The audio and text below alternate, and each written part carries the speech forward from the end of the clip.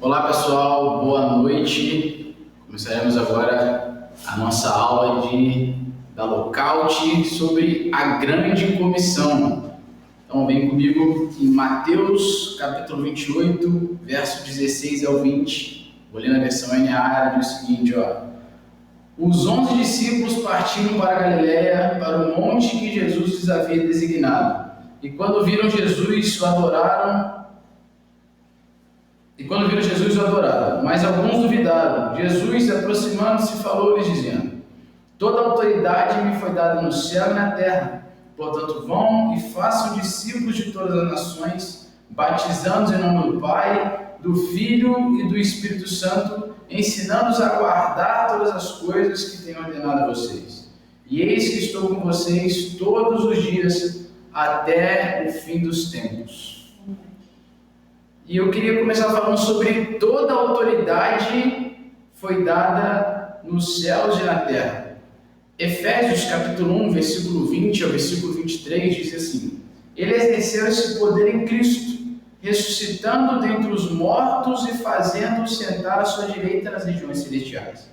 Acima de todo principado, potestade, poder, domínio, de todo nome que se possa mencionar. Não só no presente século, mas também no vindouro, e sujeitou todas as coisas debaixo dos pés de Cristo, e, para ser o cabeça sobre todas as coisas, o deu à igreja, a qual é o seu corpo, a plenitude daquele que a tudo enche em todas as coisas.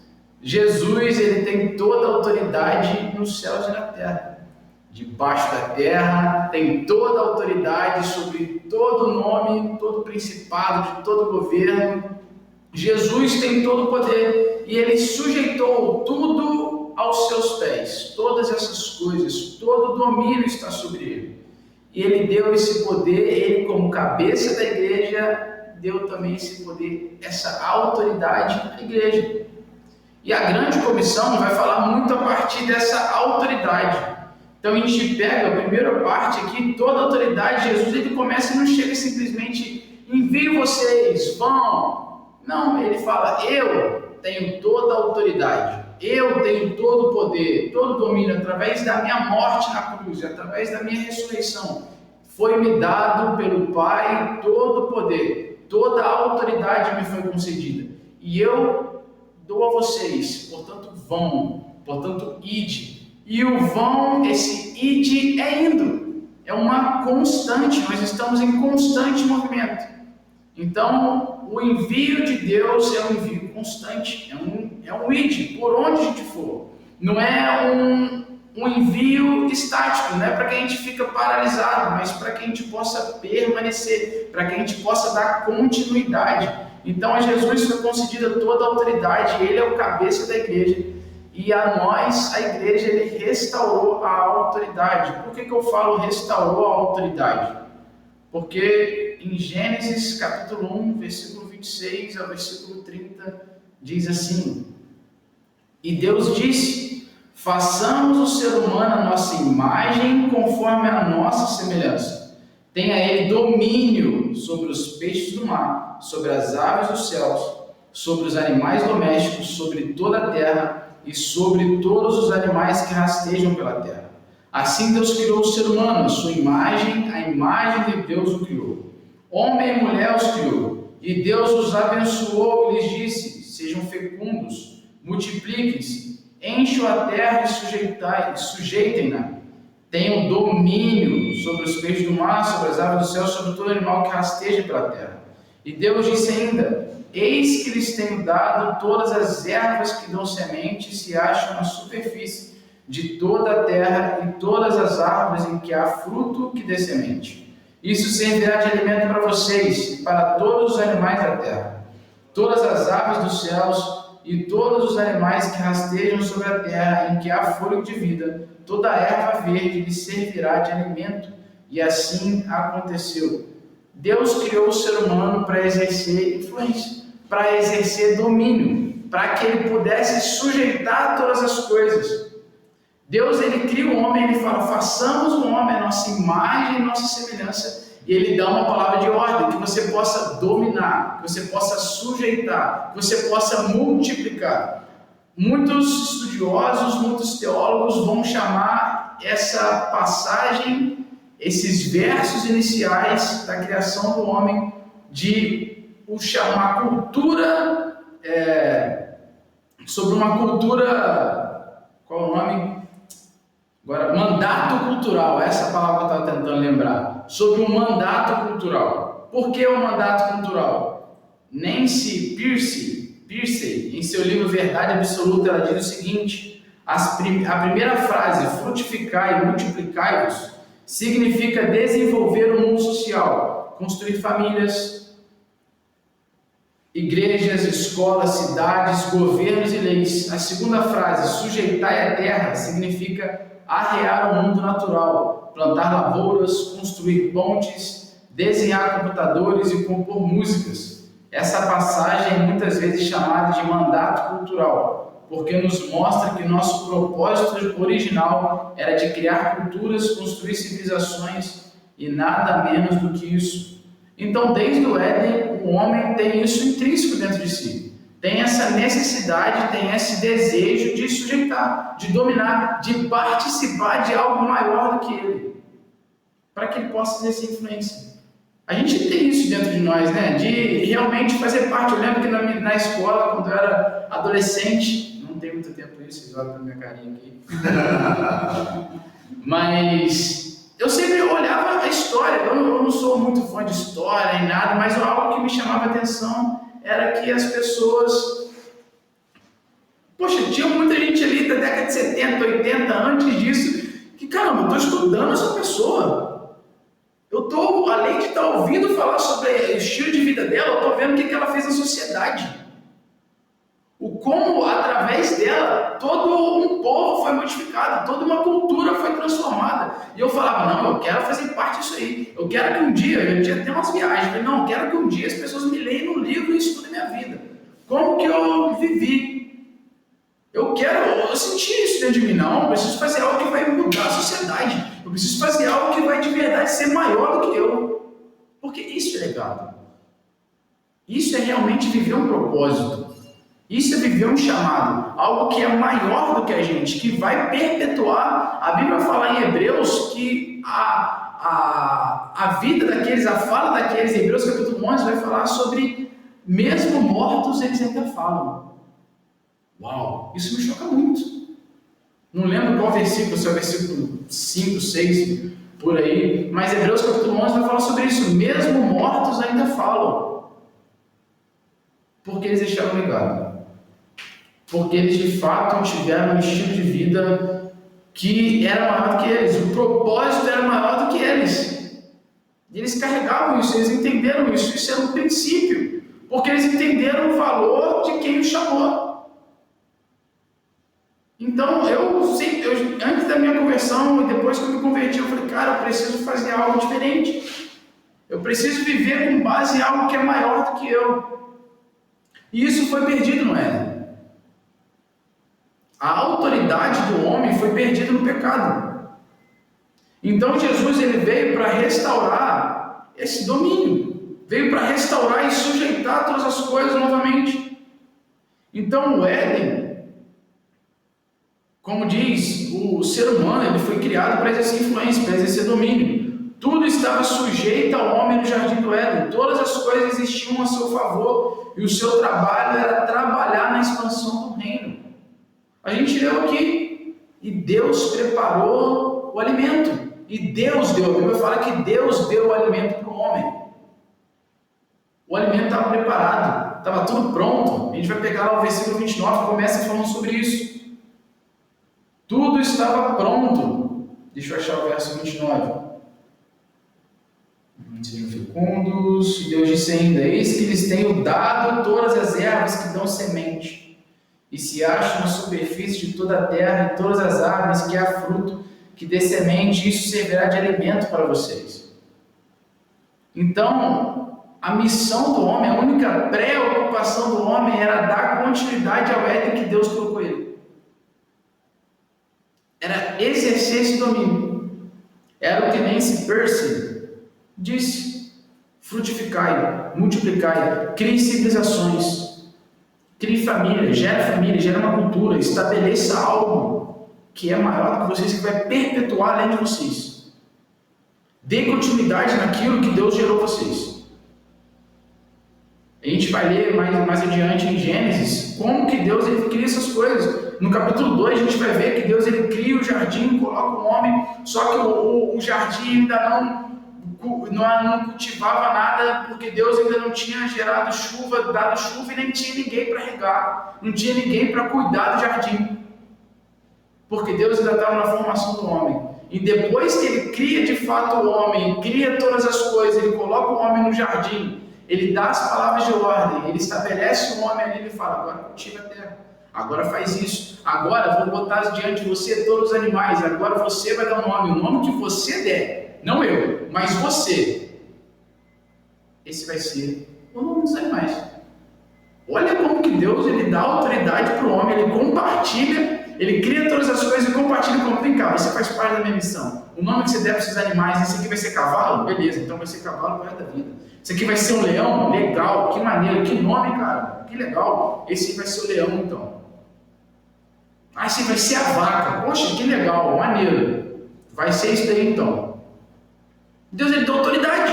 Deus ele deu esse domínio para o homem. Isso é fantástico, pelo menos eu acho isso fantástico. Não sei vocês. Eu acho. Olha como que Deus ele de verdade ele estabelece isso. Ele estabelece essa relação. E ele começa na grande comissão falando sobre toda a autoridade. Me foi dada no céu e na terra. Para que a gente entendesse que de verdade, no nome de Jesus, a gente tem toda a autoridade nos céus e na terra.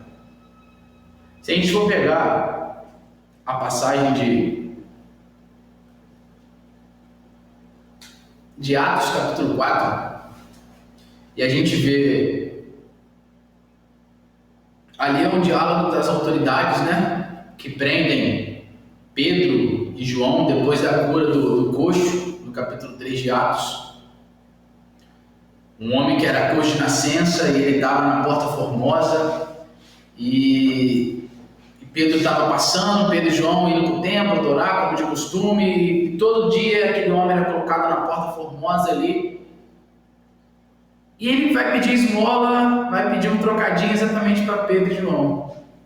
Fala: pô, me dá umas moedas aí, cara, só para eu, sei lá, pagar minhas contas, comer um pão ali, igual a galera faz com a gente hoje em dia aí. Dá um trocadinho para comprar uma balinha. Fala: eu não tenho prata, eu não tenho ouro, mas tudo que eu tenho eu te dou. Levanta e anda em nome de Jesus. E aquele homem levanta, é curado, é restaurado. Nunca tinha andado, a primeira vez que ele anda. Todo mundo conhecia ele. Se eu não me engano, ele tinha mais de 40 anos. A Bíblia vai falar isso no final do capítulo 4. E as pessoas começam a questionar os mestres da lei, os fariseus, o sumo sacerdote, toda a linhagem do sumo sacerdote. A Bíblia fala sobre isso, no capítulo 4, versículos 5 e 6. Toda a linhagem do sumo sacerdote.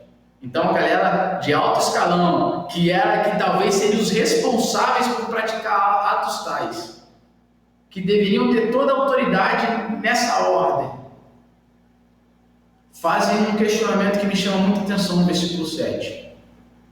Com que autoridade, em nome de quem, vocês fizeram o que fizeram? Eu acho esse questionamento, quando eu li isso, que deu um estalo na minha mente. Eu falei: uau! E cheios do Espírito Santo, versículo 8 de Atos 4, vai dizer que cheios do Espírito Santo, Pedro e João vão responder que no nome de Jesus, aquele que vocês crucificaram e tudo mais, e começa esse diálogo, é no nome dele que esse homem, que nunca havia andado, que esse homem foi curado. É no nome de Jesus que essa benevolência, que essa coisa boa aconteceu com esse homem. Na autoridade de Cristo Jesus, que esse homem hoje anda. Então eles entenderam, eles compreenderam, eles reconheceram que o nome de Jesus tem poder nos céus e na terra para curar, para libertar, para sarar. E a gente precisa ter essa consciência que toda autoridade há no nome de Jesus, como a gente acabou de ler. É para isso que a gente nasceu. É para isso que Jesus ele veio estabelecer. Eu tenho 2 livros aqui, que pelo menos eu acho muito fantástico, eu acho interessante demais. O Reino Inabalável, de Teófilo Hayashi. Esse livro é muito bom. Ele vai falar exatamente sobre o que é um reinado, o que um rei, o que um reino precisa, o que é de fato esse reino inabalável. Eu tirei essa passagem da Nancy Pearcey, desse diálogo, dessa ideia que ela traz de frutificar e multiplicar, desse livro. Ele traz esse conceito aqui no capítulo 3. Ele fala sobre isso. Então ele vai falar sobre esse reino inabalável e como é. Tem missão aí, ó. Não, já anotei aqui. Já anotei aqui. Esse livro é muito bom. E um outro livro que eu li com a minha equipe do Growth, dos adolescentes, Deus Mora Entre Nós, do Éden, a expansão do Éden aos confins da Terra. Esse livro é do J.K. Beale e Mitchell King. A gente tem esse livro. Você tem esse livro lá? Na biblioteca. Tem? Aí, galera. Então, tem esse livro na biblioteca. Eu empresto pra vender no reino. Se quiser Mas eu levar, posso dar uma se olhadinha. quiser levar hoje, posso. Pode, se não tiver com ninguém, eu tenho só que olhar lá. Mas pode sim, se não tiver com ninguém, pode. Isso aí, Nivaldir. Esse livro é muito bom. Esse livro aqui, a leitura dele é mais densa do que a do Theo. A do Theo é uma leitura mais tranquila, mais fácil e tal. O estilo da escrita dele é mais tranquila. Só que esse do Éden aos confins da Terra, Deus Mora Entre Nós, é um livro muito incrível porque ele vai realmente falar sobre essa perda dessa autoridade, desse domínio, de como o pecado tirou o homem do Éden, porque realmente tirou o homem do Éden. Deus expulsa o homem do jardim do Éden, a gente vai ler isso aqui durante a minha aula.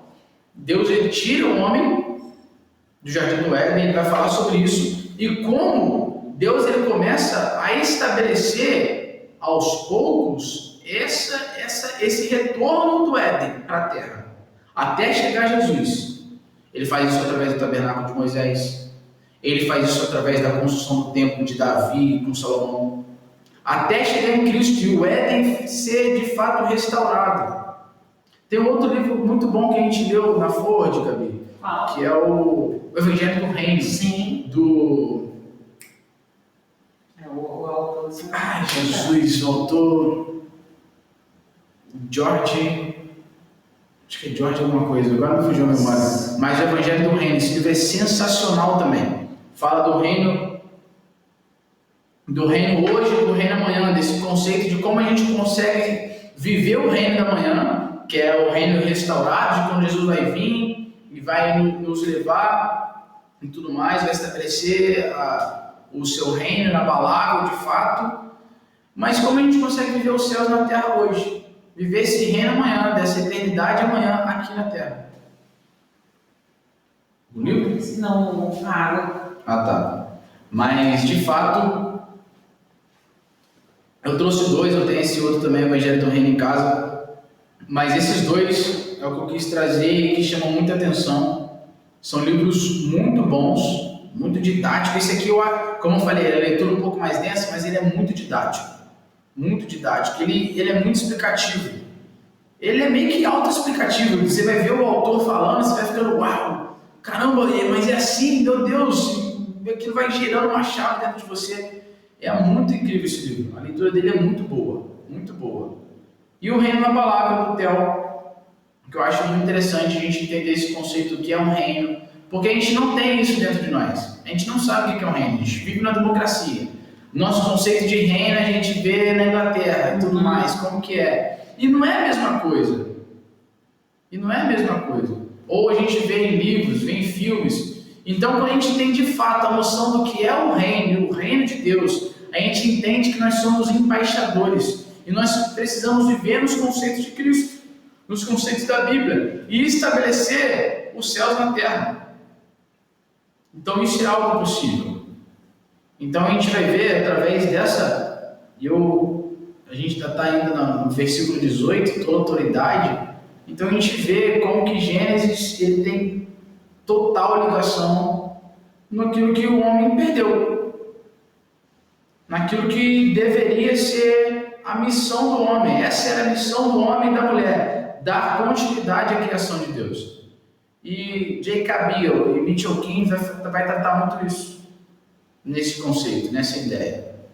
E isso é algo que a gente precisa saber. Esse desejo de ser parte de algo maior, como eu falei, e fazer a diferença, de marcar sua história, está embutido no homem desde o início da criação com Adão e Eva. Nós somos criados para sermos seus embaixadores do céu na terra.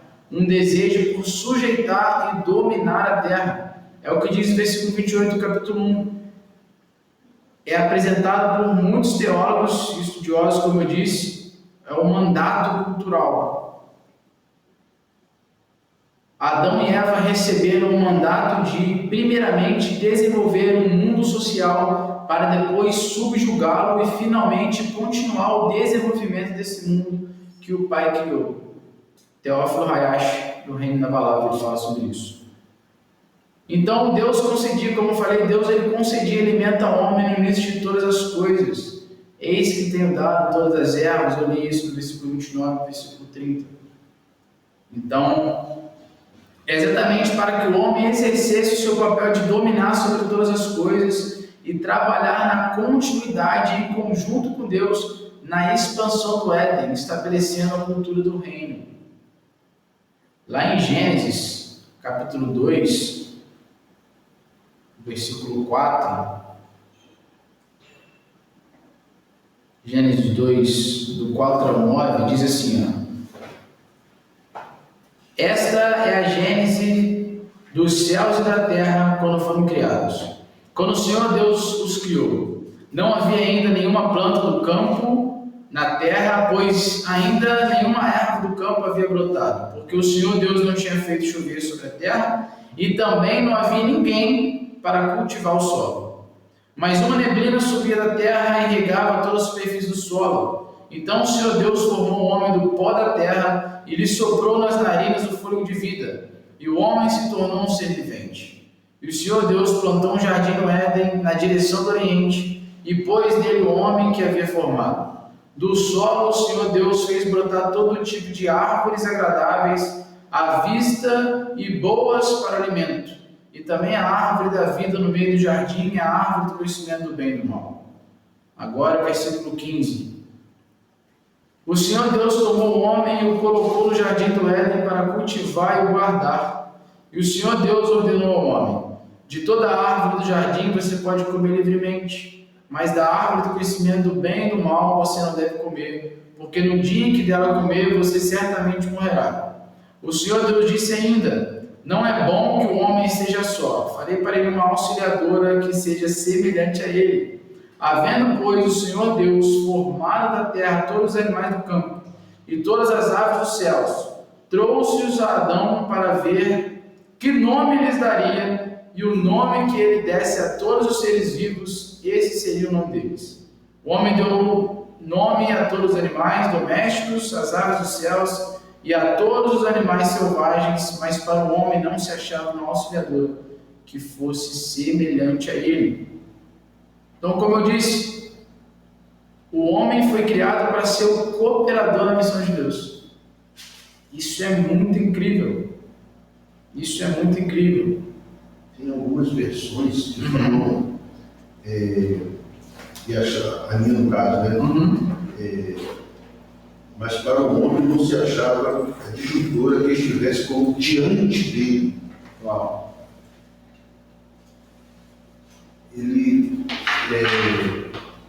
Esse termo, se não for bem interpretado, dá margem a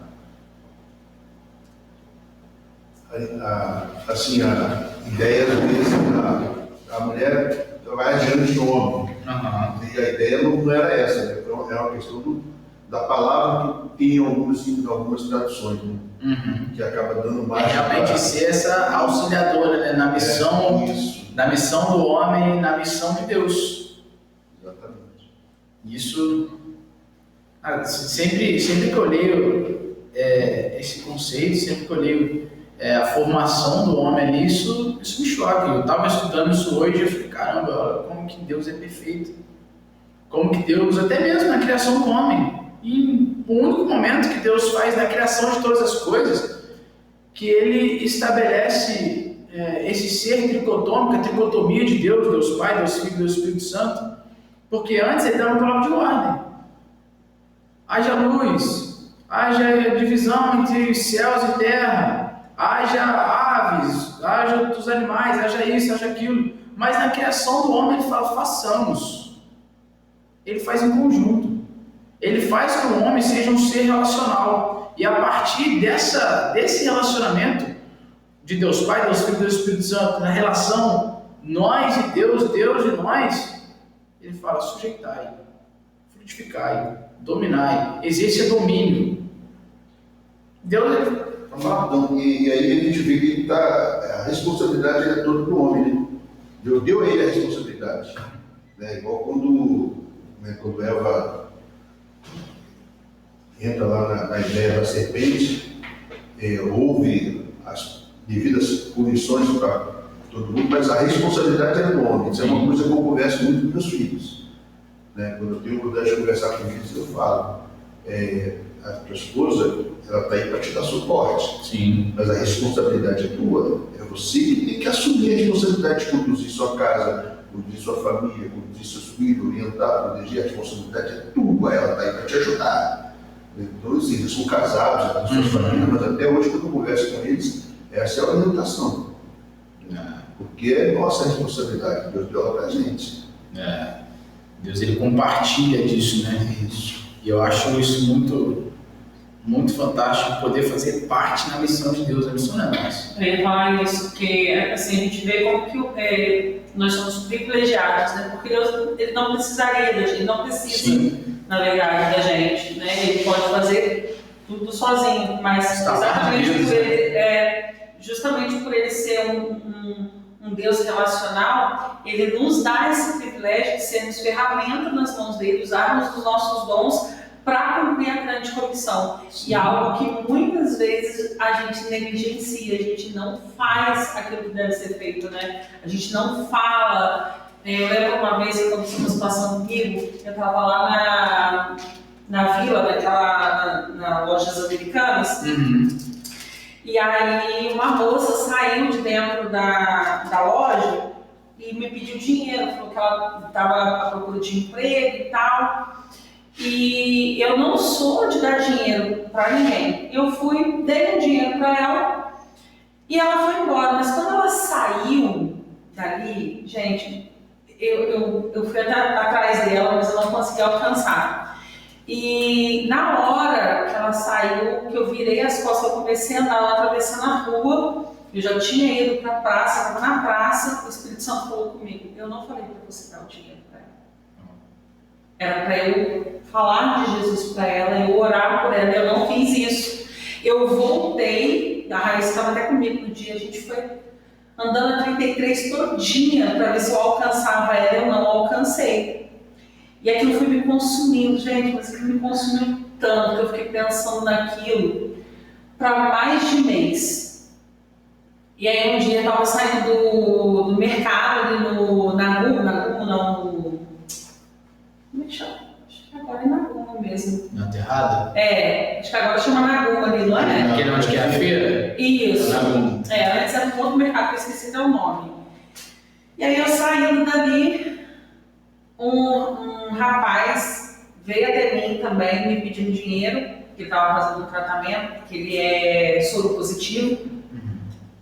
E ele falou assim, olha, eu estou só com o dinheiro da passagem, eu preciso comer alguma coisa, eu não estou aqui para te pedir dinheiro, mas eu preciso comer alguma coisa, eu preciso comer um doce, porque eu estou sem comer até agora, eu faço tratamento, eu sou soro positivo. E ele começou a falar, explicar a situação dele.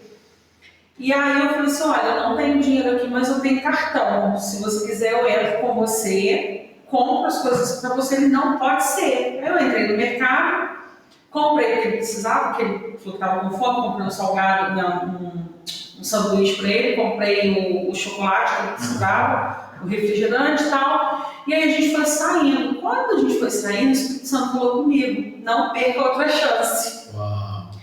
Eu olhei para ele assim, gente, estava lotado, um sábado, que é exatamente o dia que tem feira ali. Eu fiquei olhando, eu tinha uma vergonha de orar assim pelas pessoas em público. E eu olhei para um lado, olhei para o outro. Eu falei, poxa Deus, aqui não, né? E já ia saindo. E aí a Espírito Santo falou comigo de novo, não perca outra chance. Eu parei, olhei para a cara dele e falei assim, eu posso orar por você? Ele, claro, por favor, eu preciso. Gente, eu preciso. Quantas pessoas precisam e a gente não faz o que tem que ser feito? As pessoas chegam até a gente, pedem, e é exatamente o que aconteceu com aquele aleijado quando Pedro fala para ele, não tem ouro nem prata, mas o que eu tenho eu te dou. E a gente não faz, sabe? A gente desperdiça esse privilégio que Deus nos dá e a gente não cumpre a grande comissão, né? E isso é muito triste. Eu falei, gente, eu não posso mais ficar perdendo oportunidades assim, porque... Isso é uma forte. Eu preciso ficar bem para isso aí que você falou. Eu tive algumas oportunidades de fazer o que você fez e eu não aproveitei. Isso aí a gente perde muito, né? Esse diálogo nosso aqui agora me lembrou muito Isaías, capítulo 6, ele fala no ano da morte do rei Uzias, texto muito conhecido, né? Eu vi o Senhor sentado sobre um alto e sublime trono, e as abas de suas vestes enchiam o templo. Serafins estavam por cima dele, cada um tinha 6 asas, com 2 cobriu o rosto, com 2 cobriu os pés, e com 2 voavam, e clamavam uns para os outros, dizendo, Santo, Santo, Santo é o Senhor dos Exércitos, toda a terra está cheia da sua glória. Os umbrais das portas se moveram com a voz do que clamava, e o templo se encheu de fumaça. Então eu disse, ai de mim, estou perdido, porque sou homem de lábios impuros e habito no meio de um povo de lábios impuros. E os meus olhos viram o Rei, o Senhor dos Exércitos. Então um dos serafins voou para mim, trazendo na mão uma brasa viva, que havia tirado do altar com uma pinça. Com a brasa tocou a minha boca e disse, eis que esta brasa tocou os seus lábios. A sua iniquidade foi tirada, o seu pecado perdoado. E depois disso ouvi a voz do Senhor que dizia, quem enviarei e quem há de ir por nós? Eu respondi, eis-me aqui, envie-me a mim. Então, quem há de ir por nós? Novamente, a tricotomia de Deus em ação. É a segunda vez na Bíblia, depois do façamos, que a tricotomia de Deus aparece no Antigo Testamento. Deus Pai, Deus Filho e Deus Espírito Santo. A quem enviarei? A quem há de ir por nós? Isaías, não, eu fui tocado. Eu fui transformado. Então, se eu habito num povo de impuros lábios, e Deus, ele tocou em mim, me transformou, a minha missão é levar essa transformação para as pessoas. E muitas vezes eu e você não fazemos isso. Deus, ele veio até mim, me transformou. Como que eu não vou levar isso adiante? A mulher samaritana é um reflexo disso. Uma mulher que se escondia, ia em determinado horário para ninguém vê-la, porque tinha todo o histórico, além de ser mulher naquela época, samaritana, vê um judeu pedindo água para ela, fala, você sabe quem eu sou?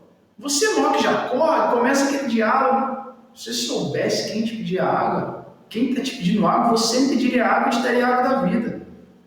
E Jesus, naquele diálogo, transforma a eternidade dela, transforma a vida dela ali. O que ela faz? Até esquece da água.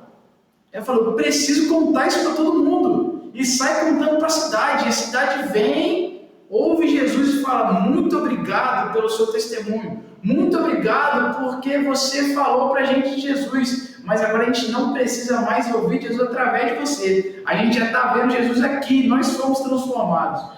Nossa, Lucas, você falando isso aí agora, me veio à mente de como que a gente vive a nossa fé de forma privada, né? Yeah. E a gente fica esperando oportunidades. Ah, não, eu preciso de uma oportunidade para falar de Jesus. E sempre esperando uma oportunidade, a oportunidade que a gente quer, né? Muitas vezes, ou é num púlpito, ou é numa reunião falar de Jesus, mas a oportunidade, ela está aí. A mulher samaritana, ela não precisou de um momento específico para isso. Ela saiu dali, ela foi transformada, ela saiu dali fazendo. Ela foi pelo meio do caminho falando do que Deus tinha feito na vida dela, do que Jesus tinha acabado de fazer com ela ali.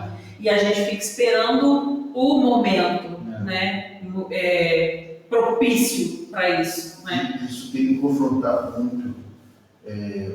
para os lugares onde eu presto serviço de vez em quando. E às vezes tenho me perguntado, quando eu estou nesses lugares, quando eu tenho oportunidade de falar da minha fé, falar do Deus que eu sirvo, e às vezes eu vejo a oportunidade surgir e eu falo assim, é agora. E a oportunidade passa e eu não falo. Eu tenho me confrontado muito em relação a isso, sabe? Com aquela coisa de, não quero ser um crente chato, não quero incomodar as pessoas, mas o Espírito Santo tem me incomodado muito nas situações. Semana passada mesmo eu atendi uma cliente via telefone e ela me pediu um documento e ela estava com pressa do documento e eu, na ânsia de atender ela e também de receber o dinheiro, comecei a apressar a sede para poder fazer o documento. Eu fiz assim, uma coisa loucura. E conseguimos fazer o documento ficou errado, foi uma confusão danada. E depois eu fui desabafei com a mulher. Eu falei com ela, o que eu fiz hoje, eu nunca mais vou fazer na minha vida. Porque eu procurei resolver uma coisa pelo meu braço. E não é assim que Deus me orienta. Tá? Deus não me orienta a fazer para ela. Aí eu desabafei, falei muito. E falei para ela, eu agi pelo dinheiro. Tá? Eu agi pelo dinheiro, pela ânsia de receber o dinheiro. E o que eu fiz não é correto. Eu garanto a senhora que eu nunca mais vou fazer isso, mesmo que eu perca o dinheiro. Aí no final eu falei assim, senhora, desculpa pelo desabafo, eu não precisava falar. Porque eu sei que eu fiz errado, sabe? Eu arrumei uma correria danada com todo mundo para fazer o documento, porque eu não queria ajudar ela de fato, eu queria fazer o documento para ela, mas eu queria receber o dinheiro. Sim. Então eu estava sendo movido pelo dinheiro. E eu fiz algo que foi pelo meu braço, pela minha força, não foi pela orientação de Deus. Sabe? Deus me deu um cliente, ele ia me dar a forma correta de fazer, eu quis fazer do meu jeito. Depois eu acabei falando de Jesus para ela, mas de uma forma de desabafo. Aí no outro dia ela pediu desculpa, eu falei, não, eu peço desculpa para a senhora, eu achei errado. Eu achei errado. E acabou que fez o serviço direitinho, e aí tive a oportunidade de falar de Jesus para ela. E eu falei assim, essa oportunidade eu aproveitei. Mas eu tenho negligenciado muito isso, que isso tem me confrontado. Porque eu lido com muitas pessoas. Sim. Eu tenho várias oportunidades durante o dia. E já falei diversas vezes, está na hora de sair de cima do muro. E exatamente igual o que a Gabi falou, né? Às vezes a gente espera a oportunidade, no púlpito, o pastor vai me chamar e eu vou lá vou pregar o evangelho. Mas às vezes a pessoa que está lá no seu trabalho todo dia, você vai conseguir levá-la para a igreja? Às vezes não, mas a igreja está indo até lá. Como? Exatamente. Você. Exatamente. O evangelho está intrínseco dentro de você, a palavra de Deus, talvez a palavra, a Bíblia que as pessoas vão ler, vai ser a sua vida. Às vezes não vai ler um versículo, mas vai ver, cara, como que o Enivaldir fala? Como que ele se comporta no trabalho? Como é que a Gabi faz? O que ele está fazendo? Nossa, não quero, todo mundo precisa de uma oportunidade, todo mundo precisa de uma, nossa, eu estou necessitado de uma oração, ora por mim. Nossa, se eu não falasse, ia perder aqui. Ia perder a oportunidade. Nossa, eu estava ouvindo um testemunho um tempo atrás que é tão importante a gente ouvir quando o Espírito Santo ele fala, né, para a gente não perder essas oportunidades simples, que muitas vezes para a gente parece simples, mas para Deus não é. E eu estava ouvindo que um rapaz ele entrou no metrô e aí tinha um rapaz sentado logo à frente dele e o Espírito Santo falando o tempo todo para ele ir até esse rapaz e falar desse rapaz, né, falar dele. E ele não ia, e o Espírito passava uma estação, ele não ia. Aí chegava em outra estação, ele não ia. Chegava em outra estação, ele não ia. E o Espírito Santo confrontando ele ali o tempo todo. E ele não foi.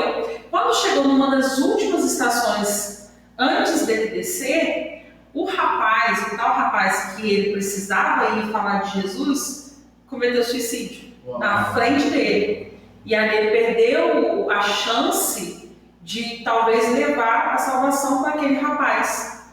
Né? Ele não sabia que o rapaz ia fazer isso. Mas se a gente for ficar esperando saber qual é a vida da pessoa, a gente não vai fazer nunca. Né? Então ele perdeu uma grande oportunidade, porque se ele tivesse de repente falado, o rapaz não teria tirado a vida dele.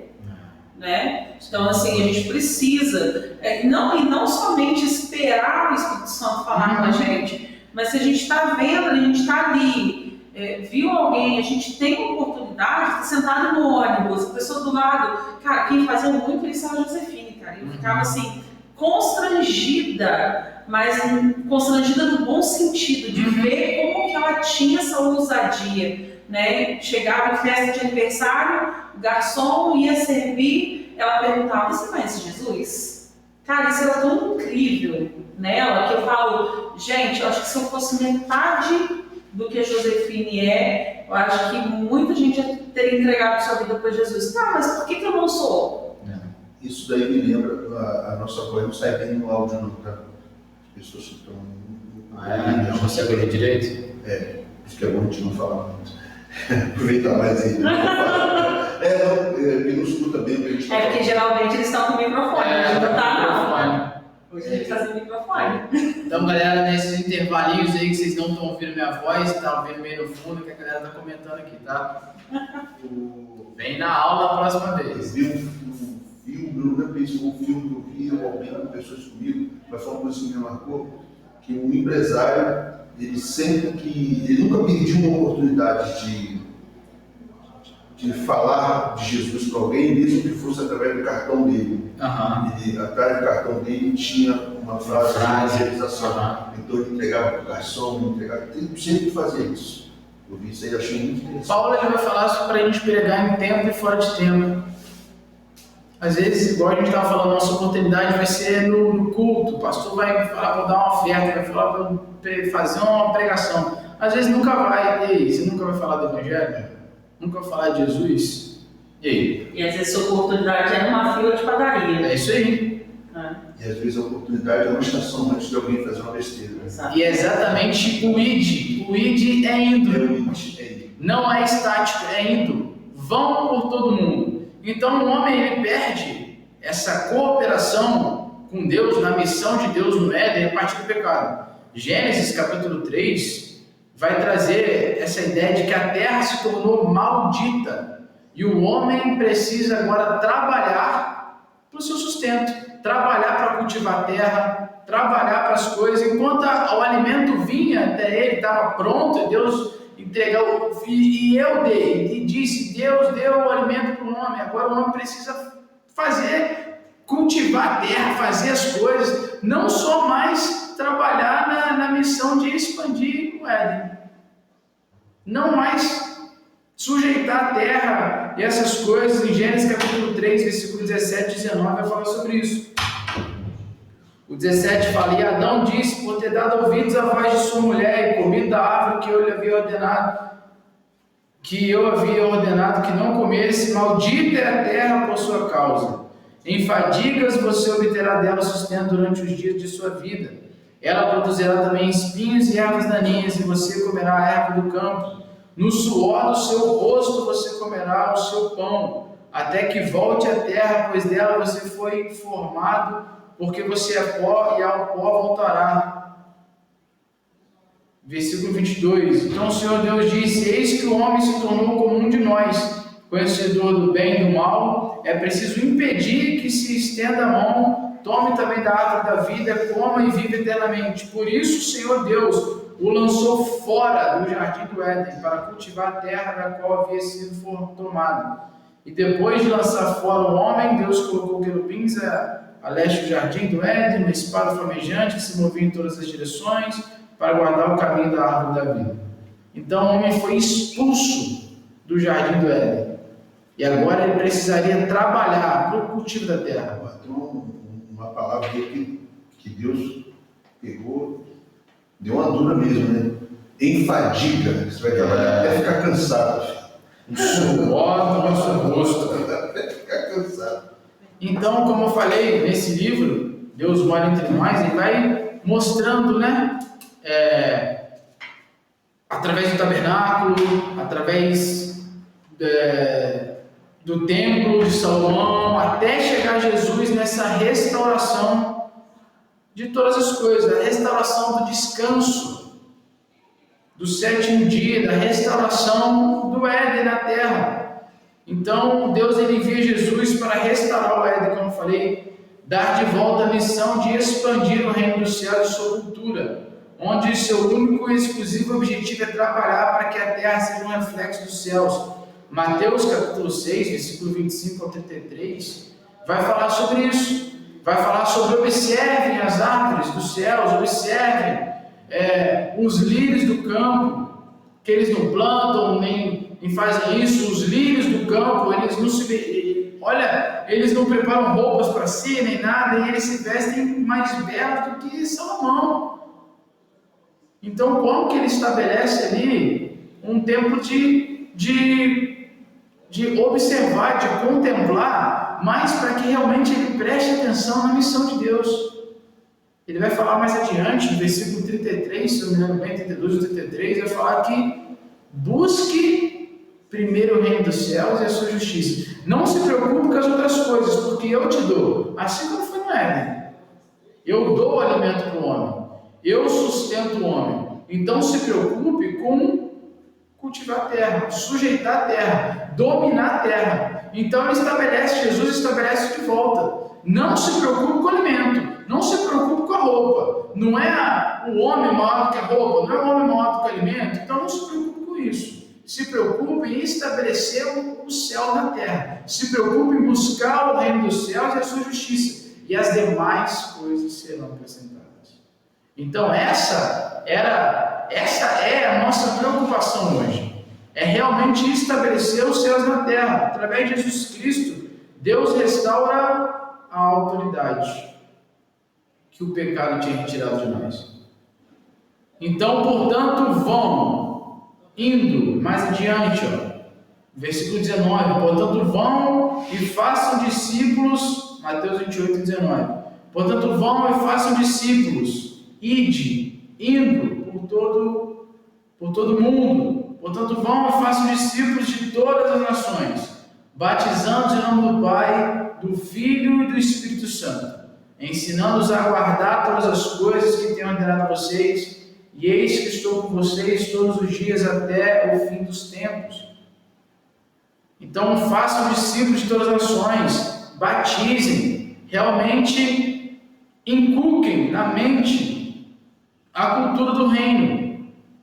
Ensine-os a guardar todas as coisas que eu vos tenho ordenado. A grande comissão, como eu falei, o ID é um chamado permanente, não estático, que nos mantém em constante movimento. É indo por todo mundo, pelas nações, batizando, discipulando, estabelecendo cultura do reino, inculcando na mente e no coração, para que guardem os mandamentos do Senhor, trazendo de volta um conceito de Deuteronômio 6. Deuteronômio capítulo 6, se eu faço questão de ler, Deuteronômio capítulo 6, versículo 9, diz assim,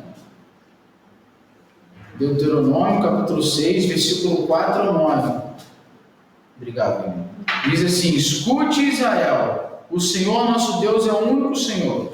Portanto, ame o Senhor seu Deus de todo o seu coração, de toda a sua alma e com toda a sua força. Estas palavras que hoje lhe ordeno estarão no seu coração. Você as inculcará a seus filhos e delas falará quando estiver sentado em sua casa, andando pelo caminho, ao deitar-se ou levantar-se. Também deve amarrá-las com um sinal na sua mão, e elas lhe serão por frontal entre os olhos. E você as escreverá nos umbrais de sua casa e nas suas portas. Então, isso é um discipulado. Discipular é inculcar na mente, é trazer uma transformação, é trazer uma cultura, um estilo de vida. É assim que vocês devem viver. Você deve inculcar com amor a Deus. Amar a Deus acima de todas as coisas é o principal da vida. E você deve viver para isso.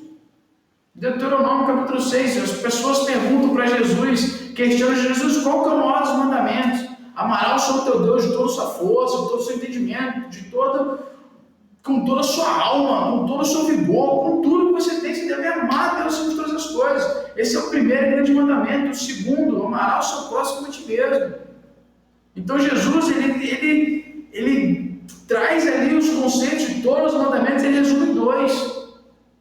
Ele inculca, isso aqui precisa estar inculcado, algo que o Deuteronômio vai trazer o conceito que Moisés vai trazer e estabelecer que você deve inculcar isso na vida dos seus filhos. Quando você estiver sentado, quando estiver almoçando, quando estiver andando, quando você estiver indo deitar, quando você for levantar. Isso é um conceito, isso é uma cultura que precisa ser estabelecida. Isso é discipulado.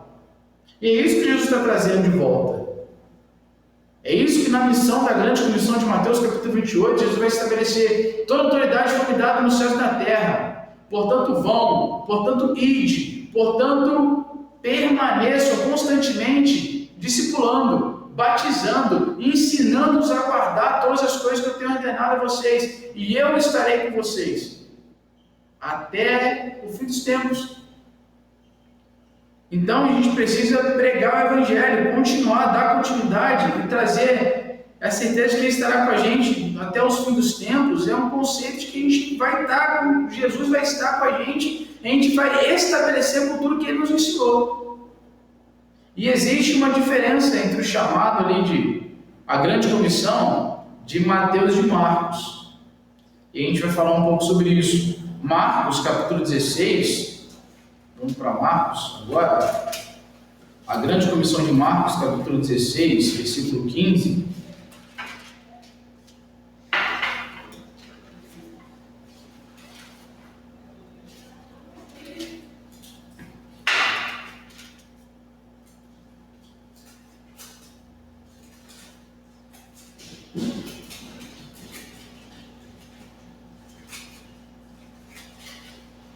Versículo 14, diz assim: finalmente Jesus apareceu aos 11 quando estavam à mesa e censurou-lhes a incredulidade e a dureza de coração, porque não deram crédito aos que os tinham visto já ressuscitado. E disse-lhes: vão por todo mundo e preguem o evangelho a toda criatura. Quem crer e for batizado será salvo, quem porém não crer será condenado. Estes sinais acompanharão aqueles que creem. Em meu nome expulsarão demônios, falarão novas línguas, pegarão em serpentes, e se beberem alguma coisa mortífera, não lhes fará mal. Se impuserem as mãos sobre enfermos, eles ficarão curados. De fato, o Senhor Jesus, depois de lhes ter falado, foi recebido no céu e sentou-se à direita de Deus, e eles foram e pregaram por toda parte, cooperando com ele do Senhor e confirmando a palavra por meio de sinais que se seguiam. Então há uma certa diferença entre a grande comissão de Mateus para a grande comissão de Marcos. Enquanto Marcos está falando sobre uma evangelização da nação, Mateus está falando sobre discipular a nação. Então existe uma diferença. A gente muitas vezes é exímio em pregar o evangelho, em fazer evangelismo, isso e aquilo, tanto que a gente vê um grande crescimento em número de evangélicos. Uau, que legal, isso é muito bom, realmente isso é muito bom. Eu vou trazer alguns dados aqui que falam sobre isso, isso é muito legal. Só que como que a gente está discipulando a nação? Como que é na nossa nação, o Brasil, esse celeiro de missionários, tem gerado uma transformação na cultura do nosso povo? Isso é muito sério. Essa é a grande diferença de Marcos capítulo 16 para Mateus capítulo 28. Enquanto Marcos, Jesus estabelece: ide, vão por todo mundo e preguem o evangelho. Aqueles que crerem e forem batizados serão salvos. Então, uma palavra de salvação, uma pregação de realmente pregar o evangelho, de levar a salvação aos perdidos, de levar as boas novas do evangelho. Mas agora, Mateus capítulo 28, Marcos e Mateus, eles precisam estar inculcados dentro da igreja. Esse conceito precisa estar realmente intrínseco dentro de nós, porque a gente precisa não só levar o evangelho, não só levar uma mensagem de salvação, mas estabelecer a cultura do reino, de realmente sentar e inculcar, igual está falando em Deuteronômio capítulo 6. Uma vez que a pessoa foi evangelizada, ela precisa ensinar, né? Sim, sim. Exatamente. Primeiro, Marcos ali é a conversão ao evangelho, né? Levando a crer, a ser batizado, trazendo a notícia do evangelho. Isso é muito bom, precisa ser feito, isso é óbvio. É as boas novas do evangelho. Mas Mateus ele está trabalhando na ideia de discipularmos a nação. Não somente pregar, mas estabelecer a cultura.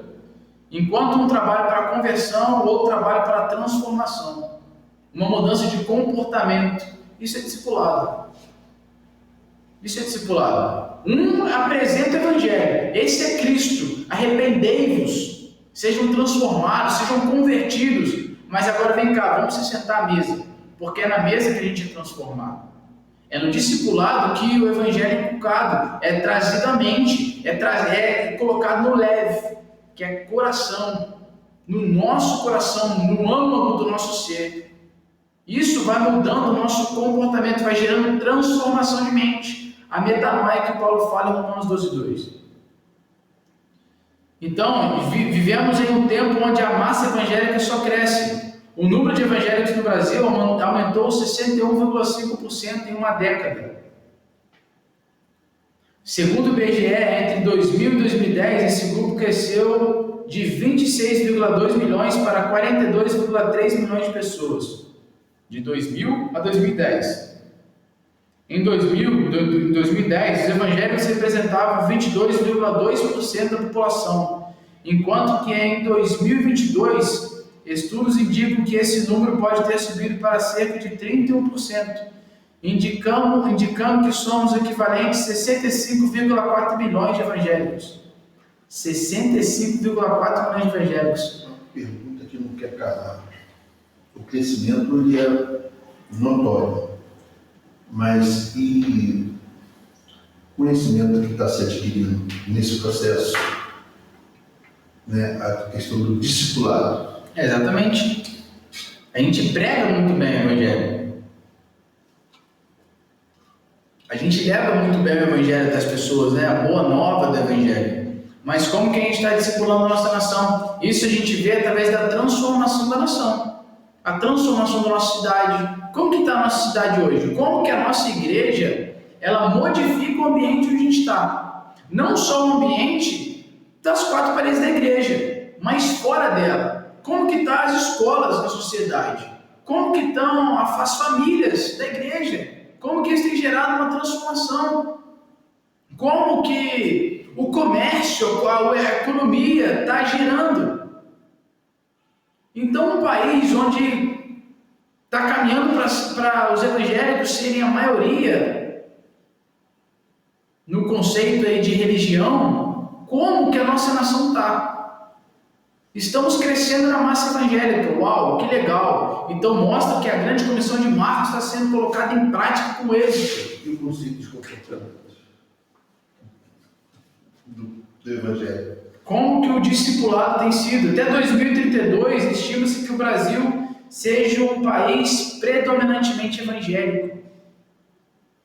E tem um crescimento de 1970 até os dias de hoje, até os dias atuais. Uma pesquisa que foi feita em 2022, os números são alarmantes. Mostra que na década de 70 existia 5% daqueles que se declaravam evangélicos. Hoje, cerca de 31% da nação. Como eu falei, 65,4 milhões de pessoas se declaram evangélicos. Mas a gente está entrando naquela máxima, né, que antes era dos católicos. Sou católico, mas não praticante. Tradicionalmente, tradição. Eu sou evangélico, mas não praticante.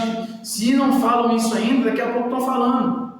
A gente viu um vídeo aí tempo atrás, não sei se vocês viram, galera que vai assistir essa aula aí depois, não sei se vocês viram um vídeo que mostra um rapaz perguntando: ei, fala dois versículos aí de cor. As pessoas não sabem. Tem um dado, agora eu posso trazer depois de lançar no grupo, tem dados de que diversos pastores nunca leram a Bíblia uma vez. Meu Deus. Uma vez sequer não leram a Bíblia toda. Então, como eu mudo uma nação? Porque a mudança não é pelo meu conhecimento, não é pelo aquilo que eu sei. Eu sou um psicólogo, mas o mundo não precisa de mim. Precisa de Cristo que está em mim. Preciso do meu trabalho, óbvio. E eu acredito que eu faço meu trabalho bem. Mas o mundo precisa muito mais de Cristo do que de mim. Daquilo que eu sei, de conhecimento, de livros, disso e aquilo. Precisa da palavra de Deus. E é a palavra de Deus que me transforma.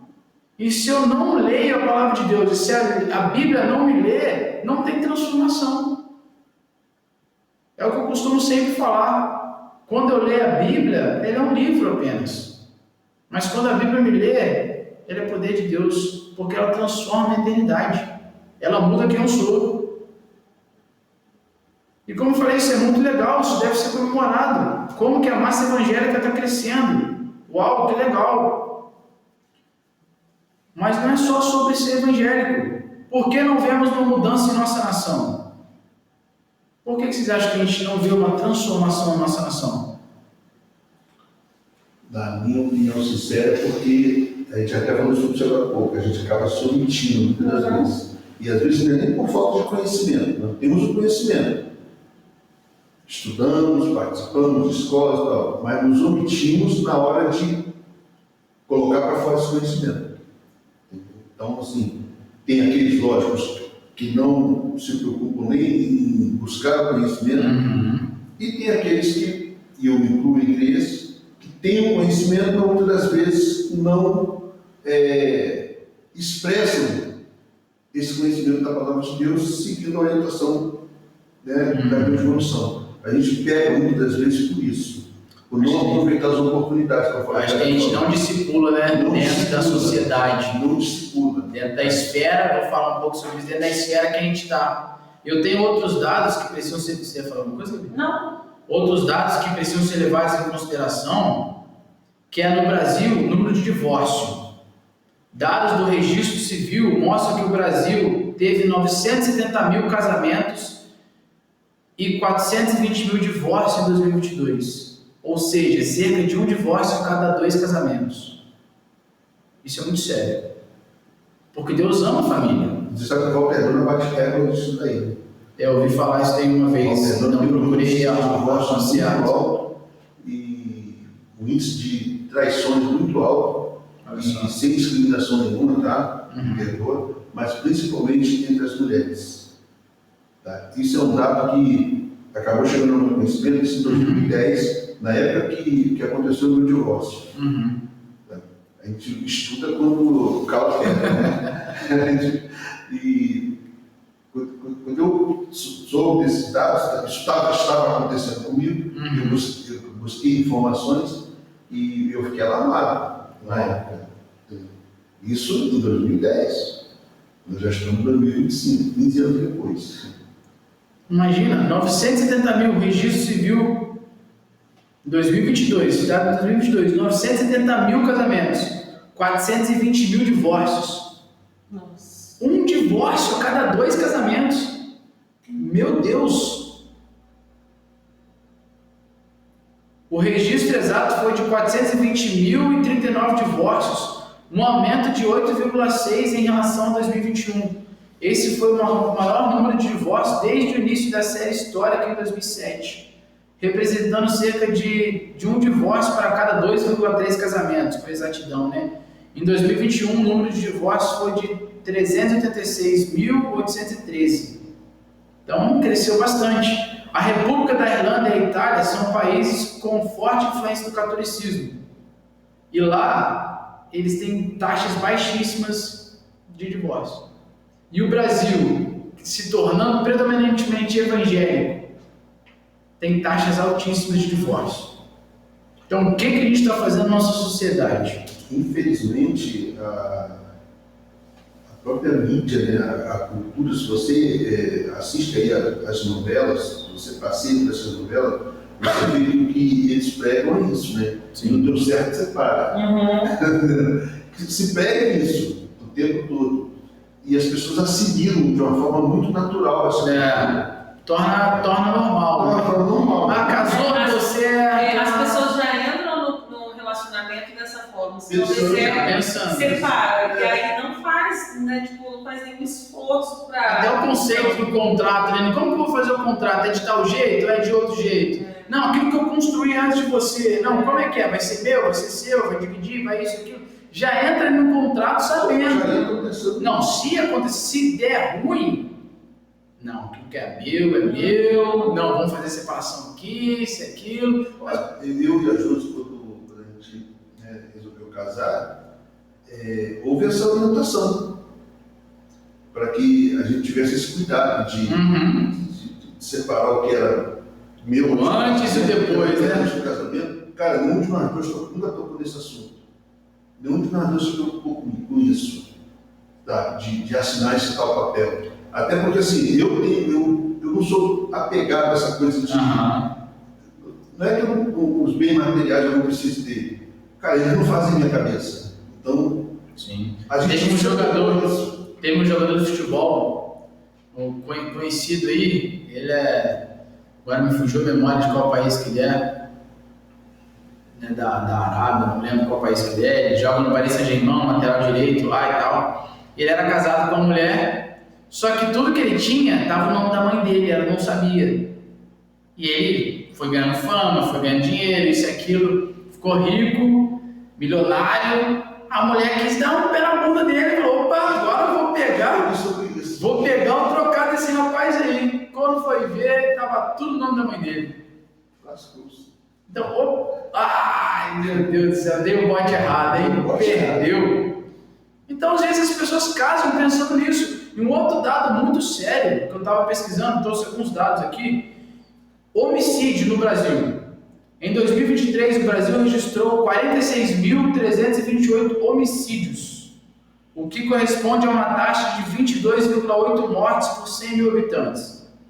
Essa taxa foi menor em comparação com o ano anterior, quando houve uma taxa de 23,6 mortes por 100 mil habitantes.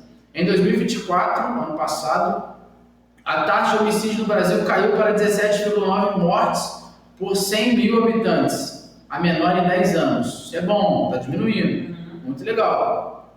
Mas segundo dados do Sistema Nacional de Informações de Segurança Pública, SINESP, entre janeiro e dezembro do ano passado foram registrados 35.642 homicídios dolosos, ou seja, intencionais, né? 1.438 feminicídios, 924 latrocínios e 718 lesões corporais seguidas de morte.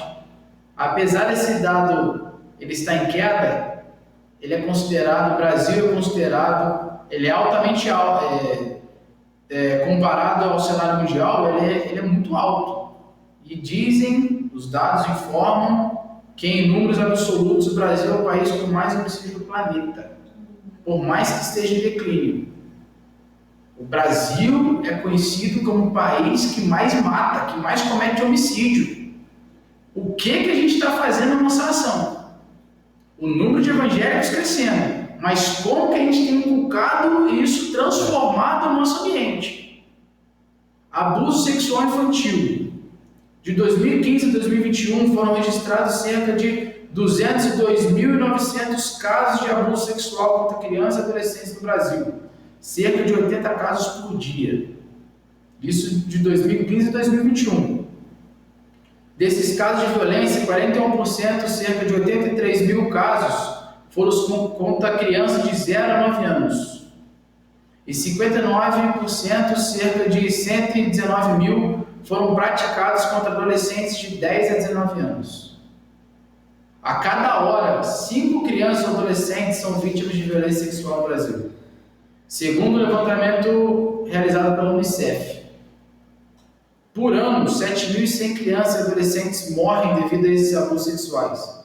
Uma média de 20 crianças por dia. Há um dado que diz que, em média, a cada 4 casos de violência sexual no Brasil, de modo geral, 3 são entre crianças e adolescentes. O que a gente tem feito? Taxa de natalidade. A taxa de natalidade no Brasil tem demonstrado uma tendência decrescente nos últimos anos, está em declínio. Em 2023, a taxa de fecundidade, ou seja, o número médio de filhos por mulher, foi de 1,57, em comparação com 2,32 em 2000. De 2000 a 2023, teve uma queda. E dados também informam, não trouxe esses dados aqui, mas dados informam que as mulheres, antes elas faziam filho com 25 anos, 25, agora aumentou para 27. Agora tem dados que informam que futuramente as mulheres vão começar a gerar a partir dos 31 anos, para ter o primeiro filho. O IBGE projeta que a população brasileira deixará de crescer em 2041 e que a população idosa, 60 anos ou mais, aumentará significativamente nos próximos anos. Isso é muito sério, porque envelhece a sociedade, diminui o braço trabalhador.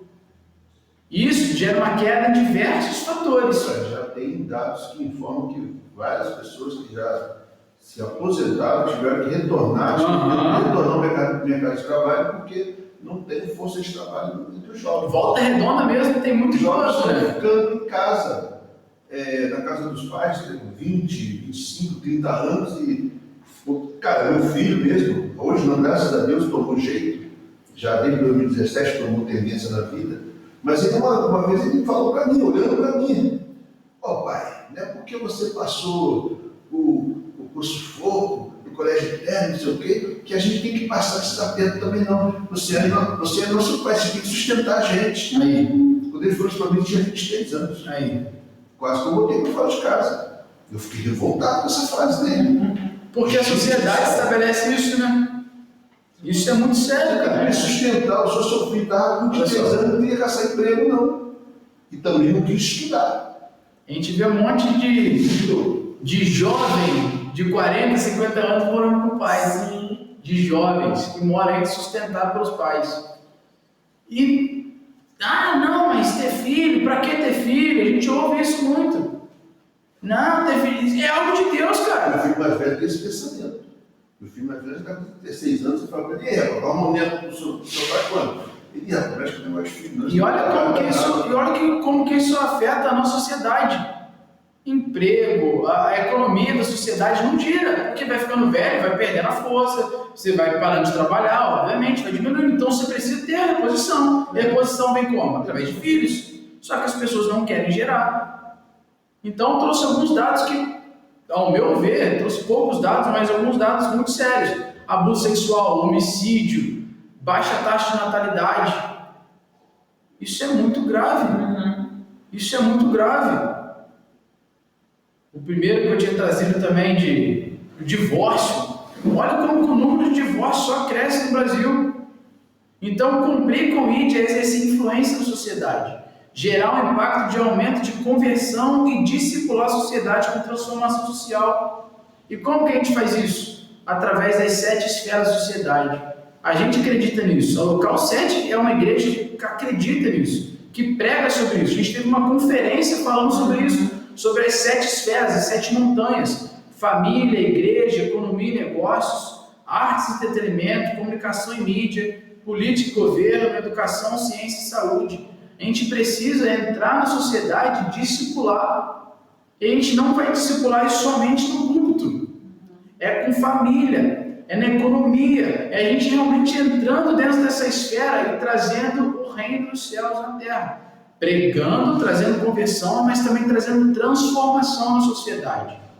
Aí sim a gente vai ver casamentos sendo restaurados, aí a gente vai ver o abuso sexual sendo destronado, sendo destruído mesmo, a gente vai ver o homicídio acabando. Eu acredito nisso, porque a Bíblia fala que eu posso trazer os céus à terra. Então a gente precisa inculcar isso, a gente precisa viver um estilo de vida de cumprir a grande comissão. E a grande comissão é viver debaixo da autoridade de Deus, de realmente estabelecer o Éden aos confins da terra, de estabelecer Cristo na sociedade, trazendo transformação cultural. É cumprindo esse mandato cultural do Jardim do Éden. Faz sentido isso? Então, essa é a primeira aula sobre a grande comissão, uma aula introdutória. Espero ter... Acabou por aqui. Vocês têm alguma pergunta? A gente foi direto. Começou a esquentar, acabou. Tem alguma pergunta? Vocês querem falar algo, Gabi? Enivaldir? Top. Então, quem tiver me ouvindo... Para falar, foi muito boa sua aula, gostei muito. Amém. Eu acho que é um tema que a gente precisa falar mais sobre, né? Sim. Porque as pessoas precisam entender sobre esse privilégio que é fazer parte da grande comissão, né?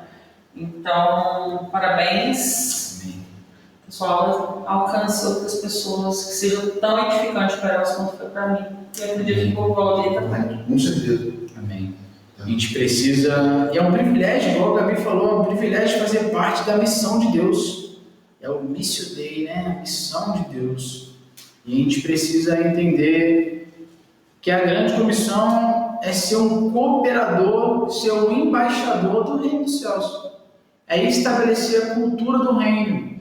E como que eu estabeleço a cultura do reino? Entendendo como que o rei vive. Aí, esse livro do Theo vai trazer muito esse conceito. O que é um reino? O que é esse reino na palavra? O que o rei pensa? O que é de fato ser um rei? Ser um rei, como é que existe um rei? O rei tem um reinado. Só que para o rei reinar em um reinado, precisa do povo. E a nossa missão é trazer esse povo diante desse rei. Essa missão é nossa e a gente cumpre isso através da grande comissão. Cara, que frase forte que você falou agora. Existe um rei, ele precisa reinar, e para ele reinar, nós precisamos cumprir nossa missão, que é trazer o povo para diante dele. É isso aí. Isso é muito. É a grande comissão. Então, é pregar o evangelho, trazer conversão, mas discipular as pessoas para trazer uma transformação. Aí a gente, de fato, vai ver a transformação na nossa sociedade. Não é, não, vou cumprir aqui a grande comissão de Marcos. Cara, você vai ser um manco. Vai ser um corpo de uma perna só. Você precisa dar 2 passos. Você precisa pregar o evangelho, mas também precisa discipular a nação. Não dá para ter um sem outro. Exatamente. Se você não prega o evangelho, você não tem a quem discipular. Se você prega o evangelho e não discipula, você produz crentes rasos. E os crentes rasos não influenciam em nada a sociedade, muito pelo contrário, eles acabam sendo influenciados. Tá? Então, é aquela coisa. Eu vejo muito isso quando você está num ambiente de trabalho, por exemplo. E você, se você não prestar atenção na sua conduta, em pouco tempo você está assimilando a forma de se comportar daquele grupo que você convive no ambiente de trabalho. Ao invés de se você influenciar, você é influenciado. Eu falo isso até pela maneira de falar. Há muito tempo atrás tinha uma propaganda na televisão que o rapaz falava errado de propósito, para causar impacto. E aquilo ficou engraçado nas propagandas. Então, várias pessoas no dia a dia acabavam falando daquele jeito para fazer os outros rir, para ser engraçado. Eu fiz isso. No meu ambiente de trabalho, às vezes, quando eu me pegava falando do jeito que o cara falava, que todo mundo ria, era bacana. Aí, com o tempo, eu comecei a me tocar. Eu falei, gente, isso aqui está ridículo. Isso aqui está ridículo, precisa ser mudado. Então, se a gente não se policiar, a gente acaba, ao invés de influenciar, a gente acaba se adaptando àquele ambiente que a gente está. E nós, como cristãos, temos que ter muito cuidado com isso. E influenciar dentro da sociedade é exatamente fazer o que esse ar-condicionado está fazendo aqui, tá ligado?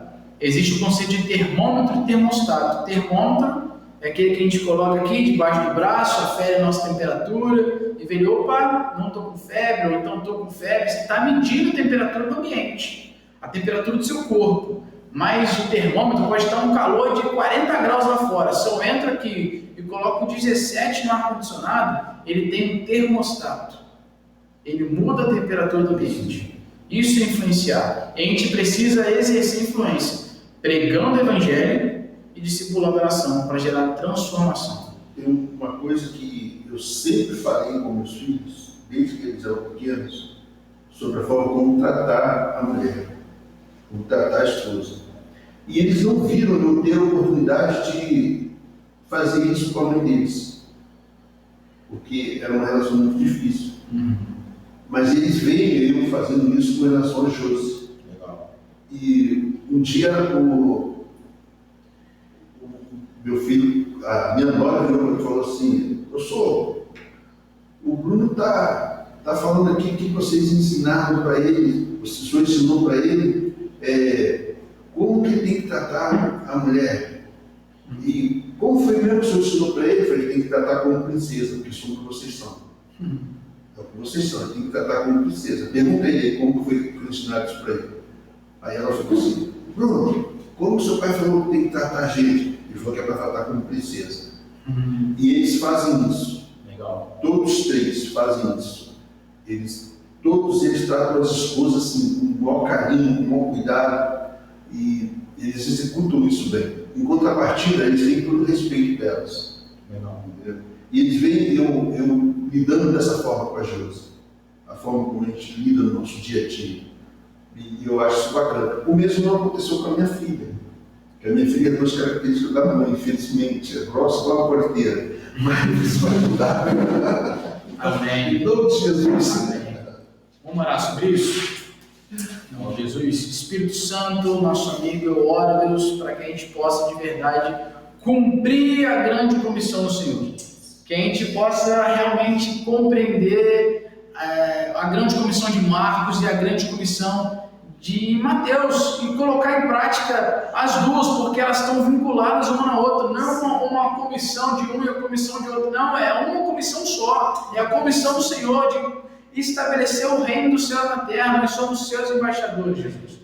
Então nos ensina a estabelecer a tua cultura, a cultura do reino dos céus. Em nome de Jesus, pregar o evangelho, batizar as pessoas, curar os enfermos, libertar os cativos e discipular para que haja uma transformação, não só dentro da igreja, mas nas famílias, na economia do país, na educação do país, de verdade nas esferas, nas 7 esferas da sociedade. É isso que nós oramos e te agradecemos, Deus, porque o Senhor tem inculcado isso em nós e gerado um desejo de transformar, de ser seus embaixadores, de trazer um povo para que o Senhor possa governar, porque o Senhor é o nosso rei e nós exaltamos o Senhor em nome de Jesus. E nós recebemos a autoridade de Jesus, recebemos a autoridade do Senhor para que a gente possa ir e pregar o evangelho, porque nós esperamos, nós somos daqueles que aguardamos a tua vinda e nós somos cheios do Espírito Santo, assim como diz em Atos capítulo 1, verso 8, que a gente seria cheio, batizado no teu Espírito para pregar o evangelho, para ser suas testemunhas, onde nós fôssemos, em nome de Jesus. Amém, amém e amém. Deus te abençoe em nome de Jesus e cumpra a grande comissão do Senhor. Tchau, abraço. Glória a Deus.